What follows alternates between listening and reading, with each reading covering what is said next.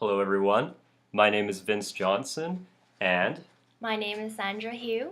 today we're going to be talking to you guys about catering to affluent clients, particularly in the financial services sector, and what this new trend means for business.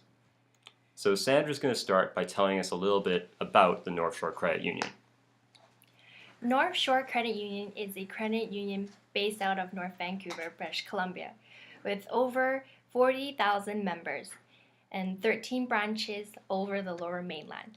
The credit union offers a wide variety of services from banking to investing to leases and financial planning. Next, I'm going to tell you guys about the North Shore Credit Union's pet project, which is called the Financial Spa.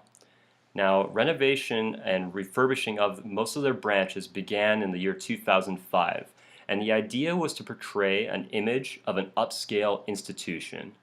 Now, the branches were refurbished with luxury items and provide services designed to simulate a spa environment. And the branch members were greeted by a concierge near the entrance who answers their questions and are familiar with the credit union services. And every branch has a complimentary refresh bar with a cappuccino machine, gourmet tea, and even a kids zone for members' children. The project was the result of a partnership between architectural experts EHS Design and Weber Marketing Group, a retail branding firm. The North Shore Credit Union calls these institutions the I branch, where I stands for intimacy. The goal of this project is to create a calm and safe environment for clients, and the motivation for this move was largely influenced by the global recession and the need to create a calm space where clients can get sound advice despite the instability of the global markets. The target market for the North Shore Credit Union is between 30 and 55 years old who have an annual household income of at least $100,000 or possibly $250,000 in assets that can be invested. By offering a premium service with certified financial planners and not charging a premium on that service, the credit union believes it will attract a large degree of investment. In creating an intimate and calm environment, the credit union believes that clients will be more likely to disclose their private financial details.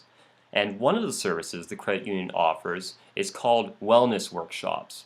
And an example of some of these topics that they might cover include cycling vacations in Europe, or attention, memory, your child and you.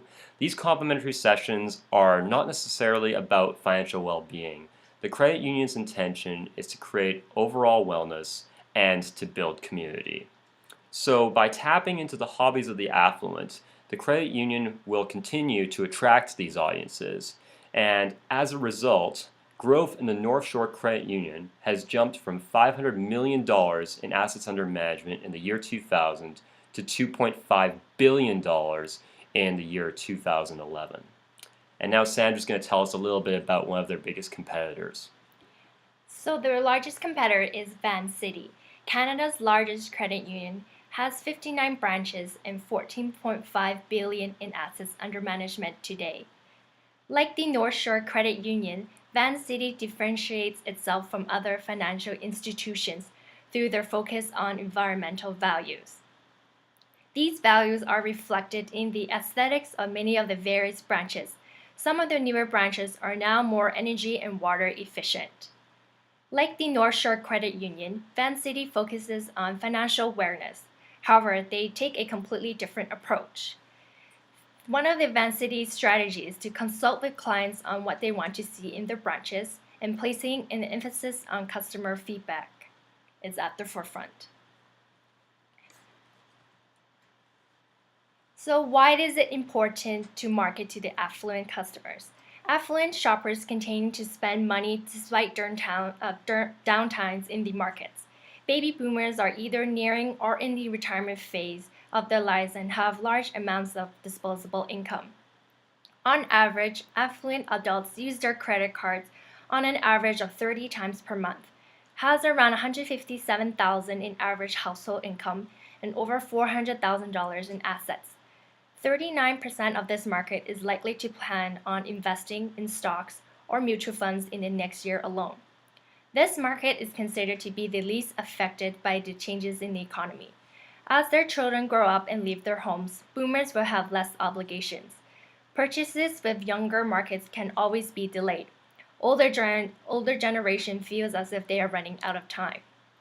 Affluent customers do not always have the time to waste on researching products or time to make decisions.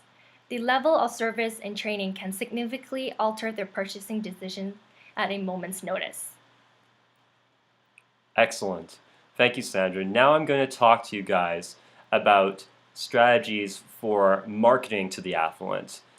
Some of the strategies that are key include participation in one's community, a high level of sales training, being proactive in marketing your institution, creating personalized services that can cater to clients on an individual level, offering special promotions to target particular clients to make them feel special, and to possibly ask them to refer their friends. And now Sandra is going to talk about some particular examples of why this is a business trend. So these are examples of marketing to the affluent. So I have an example which is American Airlines and the British Airways. So recently both companies have implemented advertising strategies to focus on their customer service and business and first-class options available for clients. The airline is now adding premium service at low cost to create a customer-tailored experience for travelers. Affluent adults take almost 225 million round-trip flights in a year, which equates to 6.4 round trips annually. This approach can boost revenues. However, it may come at the expense of frustrated customers. So now we're going to talk to you guys about problems with this strategy. Now, putting the credit union's tellers into an open area obviously didn't sit well with the company's insurers. And as a result, this has created an environment which is rated at the highest possible security level, which has ultimately raised costs. Although this move has come under significant criticism both internally and externally, to date there have been no robberies at these institutions since they launched. Now, catering to the affluent might prove to be rather exclusive, particularly to long-term members who have been at the credit union for a long period of time, or ones that just simply do not have the same level of financial assets. Likewise, the increased number of renovations could discourage and possibly inconvenience customers of the credit union. Next, I'm going to talk to you guys about the costs of this business strategy. For obvious reasons, the expenses have increased as a result of the investment required to refurbish and rebrand the credit union's experience. Staff will need to be retrained and redeployed into new roles as a result of the transition. There needs to be a high level of standardization across the board to deliver the optimum level of service for clients at the credit union. Also, as mentioned earlier, insurance for the branches has increased exponentially as a result of these design changes. And the new atmosphere may not be appealing to clients, as many may be sensitive to disclosure in an open environment. Finally, there are some possible increases in service fees to members as a result of the upgrade to cover costs.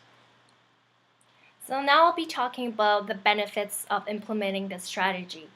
So they want to attract more affluent customers who may not have been aware of the quality of financial services offered by the credit union, making banking more comfortable through cosmetic changes and complimentary premium services, providing clients a service which goes beyond traditional financial service to reach new potential clients.